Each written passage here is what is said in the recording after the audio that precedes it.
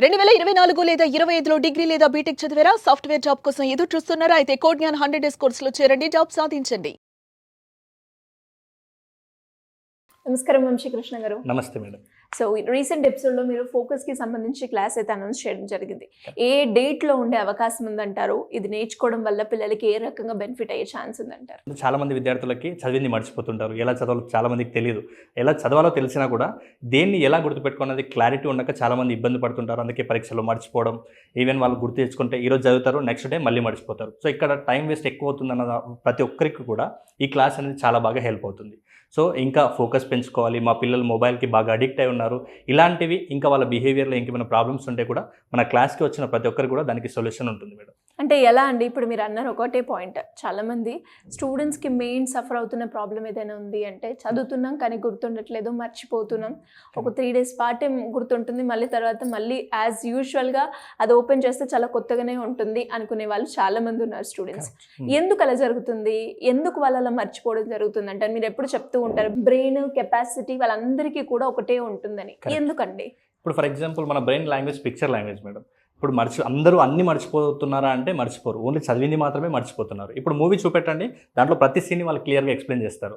కానీ అదే మరి క్లాస్లో ఏం జరిగిందని చెప్పడానికి వాళ్ళు చాలా ఇబ్బంది పడతారు. ఎందుకంటే ఇప్పుడు మూవీ వాళ్ళకి బ్రెయిన్ సీక్రెట్స్ కొన్నింటిని అప్లై చేసి ఆ మూవీ క్రియేట్ చేసారు.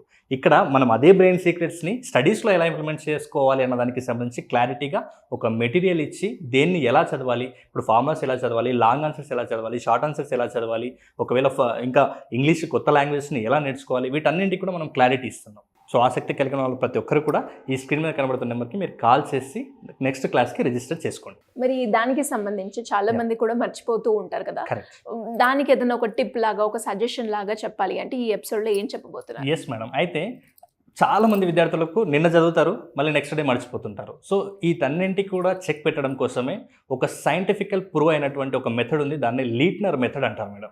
అయితే మరి ఈ లీట్నర్ మెథడ్ అంటే ఏంటంటే ఏదైతే వాళ్ళకి టఫ్గా ఉన్న సబ్జెక్ట్ ఉంటుందో, లేకుంటే టఫ్గా ఉన్న సబ్జెక్ట్ కావచ్చు, ఆన్సర్ కావచ్చు, వాట్ ఎవర్, అలా ఏదైతే టఫ్ ఉంటుందో దాన్ని వాళ్ళు మర్చిపోకుండా లాంగ్ టర్మ్ మెమరీలో సేవ్ అయ్యేలాగా ఎలా నేర్చుకోవాలని చెప్పేది ఈ లీట్నర్ మెథడ్. ఈ లీట్నర్ మెథడ్లో ఫ్లాష్ కార్డ్స్ని యూజ్ చేసి నేర్చుకుంటాం మేడం.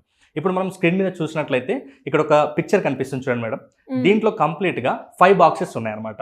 సో ఈ 5 బాక్సెస్ ప్రతి ఒక్కరు కూడా మీ సెల్ఫ్గానైనా రెడీ చేసుకోండి, లేదనుకుంటే మీరు ఆన్లైన్ ప్లాట్ఫామ్స్లో చాలా ఉంటాయి, లీట్నర్ బాక్సెస్ అని కొడితే సో వాటిని మీరు తెప్పించుకొని అయినా సరే ఈ మెథడ్ని అప్లై చేసుకోండి. సబ్జెక్ట్ చాలా ఈజీగా మర్చిపోకుండా చాలా బాగా గుర్తుపెట్టుకుంటారు. అయితే ఇక్కడ మనకు కనిపిస్తున్న ఈ 5 బాక్సెస్ ఏదైతే ఉన్నాయో, మరి ఆ 5 బాక్సెస్ని ఈ లీట్నర్ మెథడ్ యూజ్ చేసి మనకు టఫ్గా ఉన్న సబ్జెక్ట్ని కావచ్చు, ఆన్సర్ని కావచ్చు ఎలా నేర్చుకోవాలన్నది ఇప్పుడు మనం క్లియర్గా చెప్తాం మేడం. అయితే ఈ 5 బాక్సెస్ ఏదైతే ఉన్నాయో దాంట్లో ఫస్ట్ బాక్స్ ఏంటంటే, ఈ ఫస్ట్ బాక్స్లో ఏముండాలంటే ఇది నేను ఇంకా డీటెయిల్గా మీకు చెప్తాను, వీడియో ఎండ్ వరకు చూస్తే మీకు క్లారిటీ వస్తుంది. ఈ ఫస్ట్ బాక్స్ పేరు ఏంటంటే, నాకు అసలు ఏది గుర్తులేదంటే మనము ఇంకా ఈజీగా చెప్పాలంటే ఈ 5 బాక్సెస్లలో మనము ఏదైతే సబ్జెక్ట్ మనకు టఫ్గా ఉందో వాటికి సంబంధించిన క్వశ్చన్స్ ఒక ఫ్లాష్ కార్డ్లో, మీకు ఆల్రెడీ మనం ఫ్లాష్ కార్డ్స్ గురించి ఒక వీడియో కూడా చేసాము, మళ్ళీ కూడా మీకు ఒక అవేర్నెస్ కోసం చెప్తున్నాను. ఫ్లాష్ కార్డ్ అంటే ఒక కార్డ్ తీసుకుంటాం మేడం, అది కూడా ఆన్లైన్లో ఉంటే మీరు కావాలంటే తెప్పించుకోండి, లేదనుకుంటే మీ సెల్ఫ్గా అట్టముక్కలతోటైనా రెడీ చేసుకోవచ్చు. అయితే ఇక్కడ క్లియర్గా మీరు ఒక ఫ్లాష్ కార్డ్స్ తీసుకొని ఏదైతే మీరు నేర్చుకోవాలనుకుంటూ దాన్ని క్వశ్చన్గా ఇక్కడ రాస్తారు. నెక్స్ట్ బ్యాక్ సైడ్ ఏం చేస్తామంటే ఆ క్వశ్చన్కి సంబంధించిన ఆన్సర్ని ఇక్కడ రాస్తాం. అయితే ఇప్పుడు ఇక్కడ ఏదైతే క్వశ్చన్ రాసిర్రో ఇది చాలా ఇంపార్టెంట్, మీకు రాదు.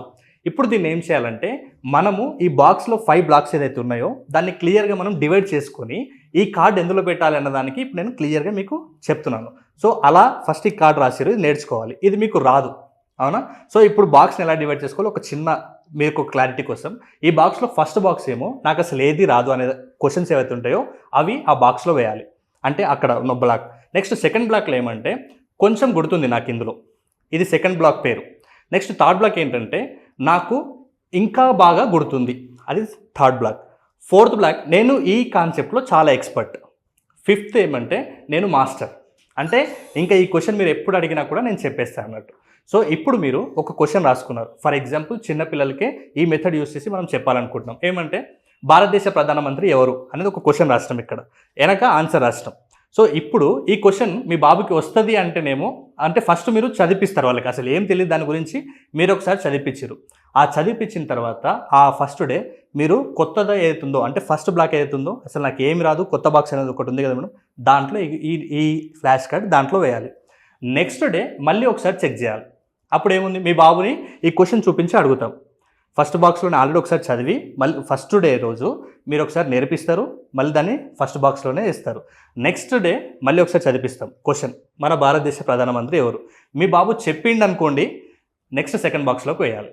ఫర్ ఎగ్జాంపుల్ చెప్పకుండా తడబాటిండి అనుకోండి, మళ్ళీ అదే నేర్పించి మళ్ళీ ఫస్ట్ బాక్స్లోనే వేయాలి. ఇప్పుడు ఫర్ ఎగ్జాంపుల్ ఫస్ట్ డే చూపించడం నేర్పించిండు, సెకండ్ డే ఏం చేసిండు చెప్పిండు ఆన్సర్. ఇప్పుడు ఏం చేయాలి, మళ్ళీ బాగా అసలు కొత్త దాంట్లో అనే బాక్స్ను వదిలిపెట్టి నెక్స్ట్ బాక్స్ ఏముంది, గుర్తుంది అనే బాక్స్ ఉంది కదా, ఆ బాక్స్లోకి వేయాలి. సో మళ్ళీ నెక్స్ట్ డే ఏం చేయాలంటే, నెక్స్ట్ డే మీన్స్ దీనికి ప్రతి బాక్స్ కూడా కొన్ని డేస్ ఉంటుంది. ఇప్పుడు ఏదైతే కొత్తది అని ఉందో ఫస్ట్ బ్లాక్, ఈ ఫస్ట్ బ్లాక్ ఏం చేస్తామంటే మనం ప్రతిరోజు చదువుతుండాలి. నెక్స్ట్ సెకండ్ బ్లాక్ ఏముంది, గుర్తుంది అనే బ్లాక్ ఉంది కదా, దీన్ని 2-3 డేస్కి ఒకసారి రివైజ్ చేయాలి. నెక్స్ట్ థర్డ్ బ్లాక్ ఏముంది, చాలా బాగా గుర్తుంది అనేది ఉందో, దీన్ని 5 డేస్కి ఒకసారి రివైజ్ చేయాలి. నెక్స్ట్ బ్లాక్ ఏముంది, నాకు చాలా బాగా గుర్తుంది అని ఉంది, సో దీన్ని 10 డేస్కి ఒకసారి రివైజ్ చేయాలి. నెక్స్ట్ ఫిఫ్త్ బాక్స్ ఏముంది, నేను ఈ సబ్జెక్ట్లో ఎక్స్పర్ట్ అని ఉందా, ఇది 30 డేస్కి ఒకసారి రివైజ్ చేస్తుండాలి. అంటే ఇప్పుడు మీకు క్లారిటీ వచ్చింది. ఫస్ట్లో చేసిరు, నెక్స్ట్ సెకండ్ బాక్స్కి పంపించారు కదా ఆ క్వశ్చన్ని 2-3 డేస్ తర్వాత మళ్ళీ ఒకసారి చూపించాలి మీ బాబుకి. ఇప్పుడు అది చూపించినప్పుడు మళ్ళీ ఏముంది, మన భారతదేశ ప్రధానమంత్రి ఎవరు అని చూపించాం.